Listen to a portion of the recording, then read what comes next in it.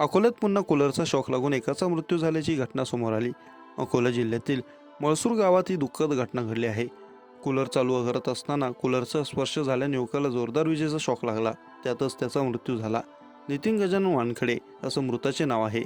यापूर्वी कूलरच्या शॉकमुळे अकोला येथे 7 वर्षीय चिमुकलीसह एका पोलिसाचा देखील मृत्यू झाला होता।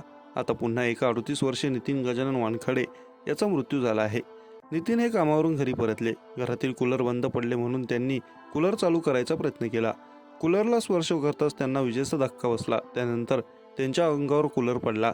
ही घटना त्यांचे वडील व पत्नीच्या लक्षात येताच त्यांनी विद्युत पुरवठा खंडित केला। ग्रामस्थांच्या मदतीने त्यांनी उपचारार्थ अकोला येथे नेण्यात आले। तेथे पोहोचण्यापूर्वीच वाटेतच त्यांचा दुर्दैवी मृत्यू झाला होता। त्यांच्या पश्चात आई, वडील, पत्नी व 2 लहान मुले असा परिवार आहे।